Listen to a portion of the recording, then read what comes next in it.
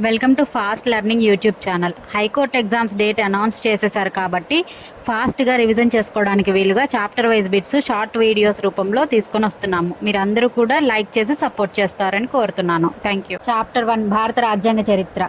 Pits India చట్టం ఎప్పుడు అమల్లోకి వచ్చింది? 1784. చార్టర్ చట్టం 1813 ద్వారా బ్రిటిష్ కంపెనీ వాణిజ్య మోనోపలి ఏ విధంగా తగ్గింది? భారతదేశంలో ఇతరుల వాణిజ్యానికి అవకాశం వచ్చింది. చార్టర్ చట్టం 1833 ద్వారా ఏం జరిగింది? గవర్నర్ జనరల్ ఆఫ్ ఇండియా పదవి ఏర్పడింది. మొదటి గవర్నర్ జనరల్ ఎవరు? Lord William Bentinck. 1853 చార్టర్ చట్టం ద్వారా ఎలాంటి పరీక్షలు ప్రవేశపెట్టబడ్డాయి? Indian civil services. మొట్టమొదటి వైస్రాయ్ ఎవరు? Lord Canning.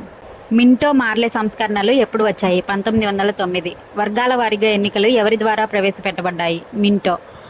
మాంటెగు చేమ్స్ఫర్డ్ సంస్కరణలు 1919. డయార్కీ అనే వ్యవస్థ ప్రవేశపెట్టబడిన చట్టం 1919 చట్టం.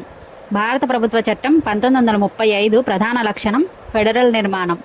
1935 చట్టం ఆధారంగా భారత రాజ్యాంగంలో ఏ అంశాలు తీసుకున్నాము? పాలనా వ్యవస్థ, రాజ్యాల మధ్య శక్తుల విభజన, అత్యవసర పరిస్థితుల విధానం. 1858 చట్టం ప్రకారం బ్రిటిష్ క్రౌన్ పాలన ఎప్పుడు ప్రారంభమైంది? 1858 నుంచి.